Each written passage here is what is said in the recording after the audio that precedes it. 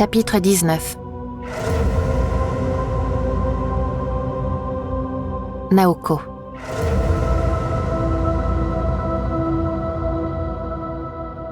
Jeanne. Maman. La silhouette de ma mère se dresse parmi les ombres. Ses longs cheveux bruns flottent autour de son visage blême. Et moi-même, j'ai l'impression de flotter, comme si je ne pesais plus rien. Oh, maman, je pensais ne jamais te revoir. Je m'écrie, la voix entrecoupée de sanglots. Je glisse vers elle pour la serrer dans mes bras. Mais plus j'avance, plus elle semble se dérober. Pareil à ces nuages passagers, où Bastien et moi distinguions des formes éphémères qui se délitaient en quelques instants. Jeanne articule faiblement ses lèvres pâles, presque transparentes. Oui, c'est bien moi. Ne t'en vas pas. Reste avec moi. Reste. J'ouvre brusquement les yeux, le cri mourant dans ma gorge. Avec moi? Je reprends brusquement conscience de la pesanteur de mon corps, enseveli dans un lit profond, sous plusieurs couches de couverture. Ma chevelure elle-même est enfermée sous un épais bonnet de nuit. Jeanne, répète une voix qui n'est pas celle de maman. Je tourne la tête sur mon oreiller trempé de sueur. C'est Naoko, assise sur un tabouret à mon chevet. Derrière elle se dresse une cheminée où flamboie un grand feu, à côté d'une fenêtre au rideau tiré. Où suis-je? Je balbutie. Dans le cabinet au cavale. Madame Thérèse y a fait monter un lit où tu dors depuis hier soir. Elle n'allait pas te remettre sous les combles après que tu y aies attrapé la mort. En effet, je reconnais à présent les vieilles tentures garnissant les murs. La cheminée, unique source de lumière, projette des lueurs et des ombres dansantes sur les motifs élimés. Les manades de chevaux semblent s'animer, mais ceux-ci ne sont pas seuls. Pour la première fois, je remarque la présence d'êtres humains à demi effacés parmi les quadrupèdes. Des hommes et des femmes fuyant à toutes jambes, aussi terrorisés que les statues de proie ornant le mur de la traque. Les cavales qui les poursuivent ont les yeux noirs comme la nuit, la bouche écumante d'une salive couleur de sang. Les cavales de Diomède, je murmure, me remémorant soudain un chapitre des Métamorphoses d'Ovide. Celui qui raconte comment Diomède, le cruel roi de Thrace, jetait jadis les étrangers en pâture à ses juments carnivores. En effet, c'est un mythe que nous avons étudié avec Chantilly l'année dernière, dit Naoko. À la mention de l'école et des leçons, les souvenirs me reviennent d'un seul coup. Ma conversation avec la gouvernante dans cette même pièce, la disparition de Tristan, ma journée passée à ignorer les symptômes de la maladie, mon malaise en plein cours d'art vampirique. Hier, je me suis évanouie devant tout le monde. Je balbutie. Naoko acquiesce. Saisie d'une peur panique, je palpe mon corps sous mes couvertures. Ma robe m'a été retirée et l'on m'a passé un négligé de coton. Mes bras, dis-je, la gorge serrée. Ne t'inquiète pas. En tant que tutrice, je me suis proposée pour te changer et te mettre au lit. Personne d'autre que moi n'a vu tes marques de ponction. J'ai glissé ton médaillon et ton briquet dans la poche du négligé et je me suis précipitée à ton chevet ce matin. Je pousse un soupir de soulagement. Une fois de plus, Naoko m'a sauvé la mise. Merci du fond du cœur, dis-je. De rien. Non, cette fois je ne te laisserai pas t'en tirer comme ça. Tu dois me dire comment je peux te remercier. Emportée par mon émotion, je suis prise d'une quinte de toux qui me déchire les bronches. Dans la foulée, une migraine pulsante me transperce le crâne, sous le bonnet de nuit dont on m'a affublé. Naoko applique une compresse fraîche sur mon front. Commence par récupérer, ce sera un bon début, dit-elle. Ne gaspille pas ton énergie en paroles. Je ne me tairai pas avant de savoir ce que je peux faire pour toi, je menace. Pourquoi faire tant de mystère? Je t'ai tout dit de moi, mais toi j'ai l'impression que tu me caches encore quelque chose. Une ombre passe sur le visage de Naoko. Elle m'a souvent reproché de dissimuler une partie de la vérité, à raison. Mais aujourd'hui, je lui retourne l'accusation et je sens que ça la blesse. Tu devines juste, Jeanne. Je te cache quelque chose. murmure-t-elle. J'attendais le moment propice pour te le dire. Je suppose que ce moment est venu. Elle prend une profonde inspiration, marque une pause, finit par ajouter d'une voix hésitante. Je ne suis pas exactement celle que tu crois. Le visage de Naoko m'a toujours paru énigmatique. Dans ce cabinet calfeutré, à la lumière incertaine des flammes, il est plus impénétrable que jamais. La jeune japonaise semble appartenir au même monde légendaire que les antiques tapisseries se dressant derrière elle, peuplées de cavales issues des profondeurs d'un passé mythique. Tu es ma meilleure amie, voilà ce que je crois, j'affirme avec toute l'énergie dont je suis capable. Pas seulement à la grande écurie, mais depuis toujours. Tu es la meilleure amie que j'ai jamais eue. C'est la pure vérité et rien ne pourra me faire changer d'avis. Mes paroles viennent du cœur, elles sont sincères. Rien ne pourra te faire changer d'avis, vraiment ? Répète Naoko. Rien. Pas même ça.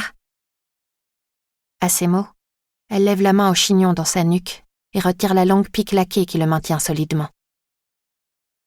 Sa chevelure noire retombe lourdement, submergeant ses épaules et tout son corps jusqu'au milieu de son dos. Une formidable masse capillaire, à faire pâlir d'envie Poppy en personne. Je me rends compte que c'est la première fois que je vois Naoko les cheveux lâchés. Que ce soit en cours, au repas ou même à la toilette du soir, elle porte toujours le chignon, ne m'autorisant pas à la coiffer. Tu as des cheveux de déesse ? C'est ça qui est censé remettre en cause notre amitié ? Dis-je, pas sûre de comprendre où elle veut en venir. Tu crois que je suis jalouse ?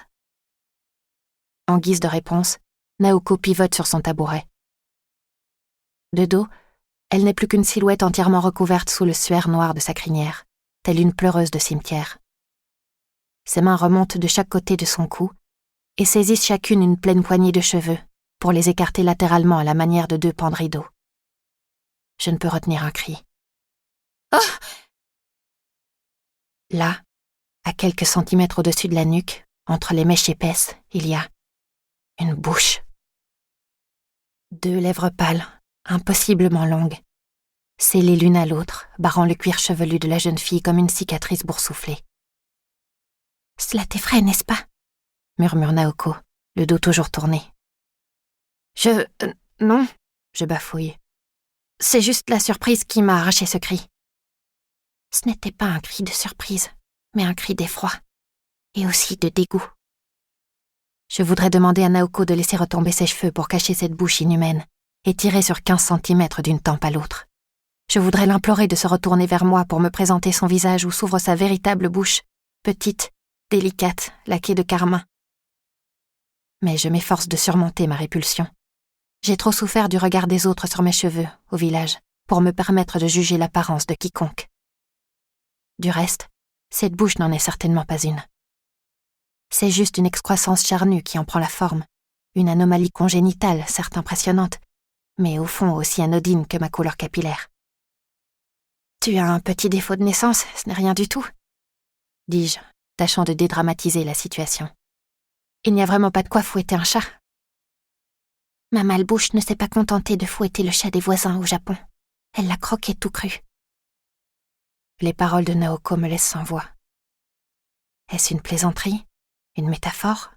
Une erreur de traduction ? Tandis que je contemple le crâne de Naoko, en proie à la confusion la plus totale, un infime mouvement contracte les lèvres monstrueuses. Leurs coins frémissent et s'étirent un peu plus. Une onde glacée hérisse tous les poils de ma peau. Ce morceau de chair, que j'avais cru mort, est bien vivant et il me sourit horriblement. Avant que les lèvres se retroussent pour révéler la dentition qui se cache derrière, Naoko laisse brusquement retomber le lourd rideau de ses cheveux. Elle se retourne vers moi, blême. « La malbouche ne tarde jamais à se réveiller lorsque je l'expose à l'air libre la nuit, » me dit-elle d'une voix étranglée. « Et je t'assure que tu ne veux pas voir ça. » La détresse plisse le front de la jeune japonaise. J'extrais ma main tremblante de sous les couvertures et je la pose sur son bras. Parce que je sens que c'est de ça qu'elle a besoin cet instant, plus que de tout, être touchée. Lorsque j'étais toute petite, c'était juste une bosse derrière ma tête, dont ma nourrice n'a pas songé à s'inquiéter, dit-elle, répondant aux questions que je n'ose lui poser.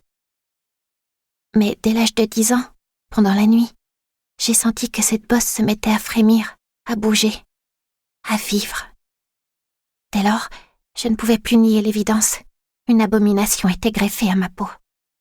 J'ai refusé que ma nourrice continue à s'occuper de moi, décrétant que je pouvais me coiffer moi-même.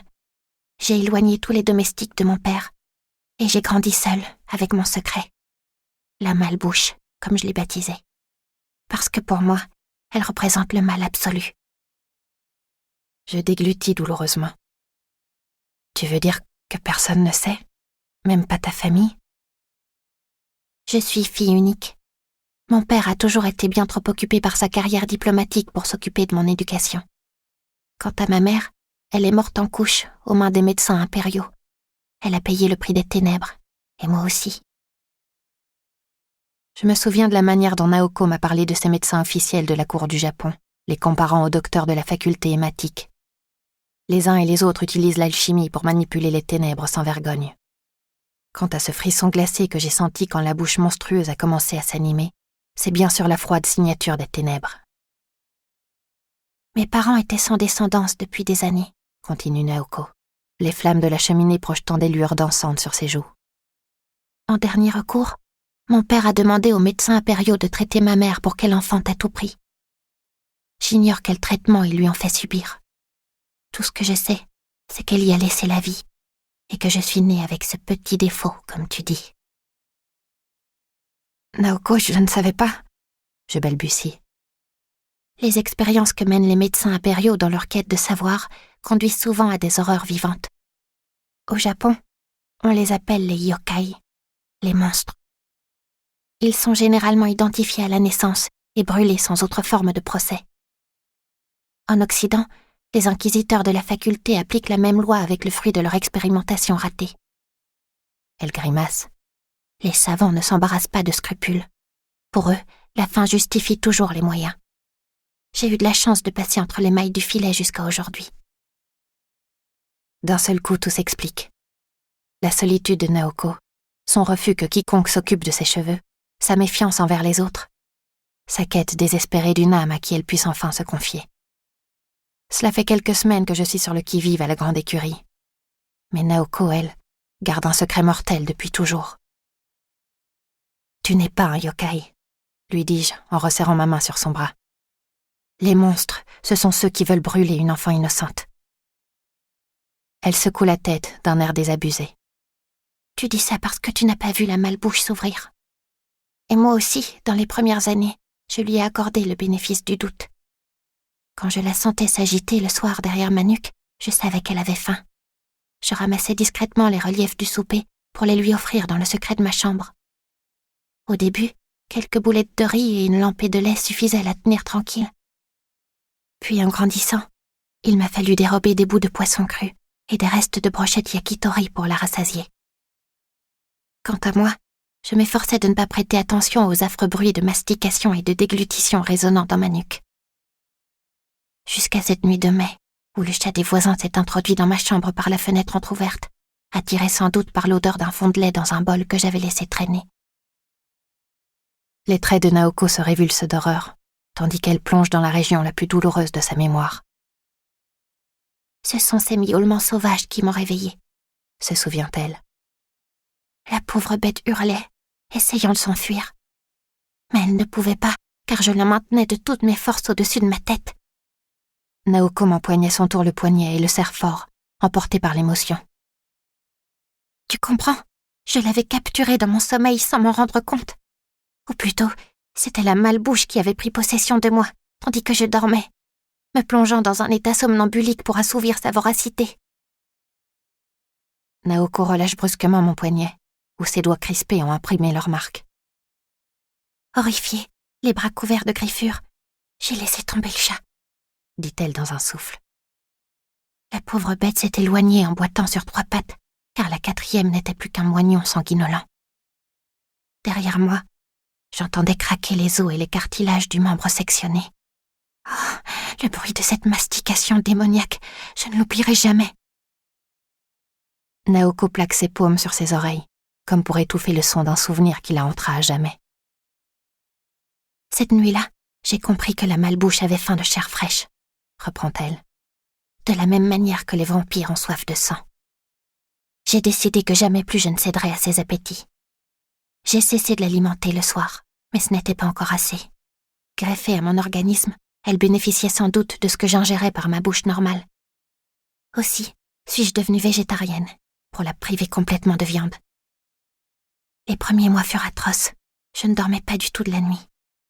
Il me fallait écraser un oreiller sur ma nuque des heures durant pour étouffer les claquements de dents furieux de la malbouche.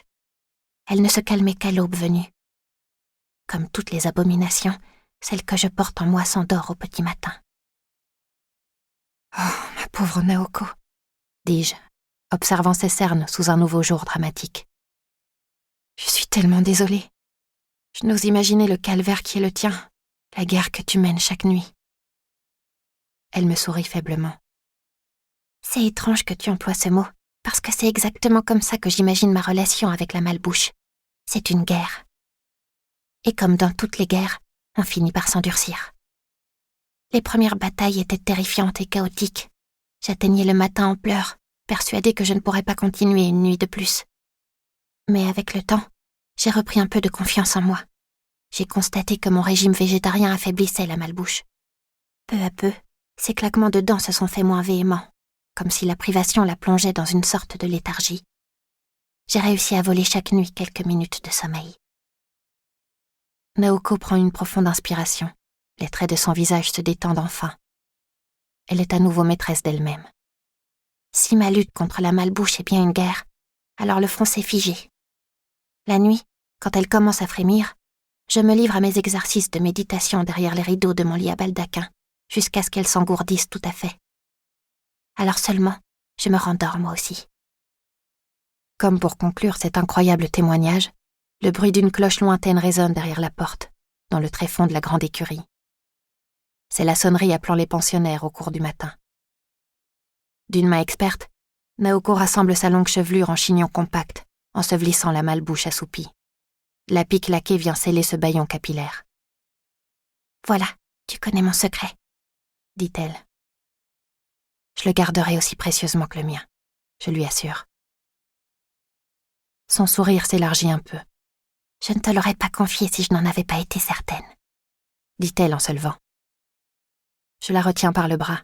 « Minute, ne pars pas tout de suite. Le moment est venu de me dire comment je peux t'aider, parce qu'il y a bien quelque chose que je peux faire, n'est-ce pas ?» Pendant un instant, on n'entend que le crépitement des bûches dans la grande cheminée. « Mon père a longtemps insisté pour que je me présente à la gorgée du roi, honneur suprême, » murmure-t-elle. « Nous sommes en froid depuis que je lui ai dit que je ne voulais pas, prétextant ma timidité. En vérité, la seule idée de boire le sang du roi me révulse. Je hais les ténèbres de tout mon cœur. Elles corrompent tout ce qu'elles touchent. Elles font se relever les morts. Elles couvrent la chair des vivants de tumeurs monstrueuses. Elles transforment jusqu'aux plus beaux ornements de la nature, les roses innocentes, en abominations. » Naoko est prise d'un tremblement. Je n'ose imaginer l'effet qu'une gorgée de sang royal saturé de ténébrine aurait sur la malbouche. Ça la réveillerait certainement. Or, si on la découvre, c'en est fait de moi. Les inquisiteurs m'enverront droit au bûcher. Personne ne la découvrira, je lui assure. Peut-être, mais il me faudra redoubler de vigilance dans un an, quand j'arriverai à la cour. Vu les fonctions de mon père, il est impensable que je n'y entre pas. Comment la malbouche réagira-t-elle, entourée de tous ces immortels, de tout ce sang, de toutes ces ténèbres? Au palais, plus que jamais, j'aurai besoin d'une amie. Ses yeux brillent à la lueur des flammes. Ne m'abandonne pas, Jeanne. Ne t'enfuis pas comme Tristan s'est enfui. Vous aviez l'air si proches tous les deux, et du jour au lendemain, il t'a quitté. Ne me fais pas ça, je t'en conjure. Reste à mes côtés. Tu t'en vicomte de Mortange si tel est ton destin, mais toi, reste en vie. Reste en vie pour moi. Ma gorge se serre. C'est la première fois que Naoko me demande quelque chose, elle qui m'a tout donné sans hésiter. Et pourtant, cette unique requête, je ne peux la lui accorder. Je n'imagine pas un instant survivre à l'attentat contre le roi, dans quelques jours. Naoko ignore ce projet fou. Elle ne se doute pas qu'elle parle à une condamnée. Quoi qu'il advienne, je resterai toujours ton amie, lui dis-je, bottant en touche avec une affreuse sensation de culpabilité. Elle murmure un remerciement et échappe à ma main, soudain aussi molle qu'une chique, pour s'enfoncer dans le couloir au bout duquel l'attend le cours de Chantilly.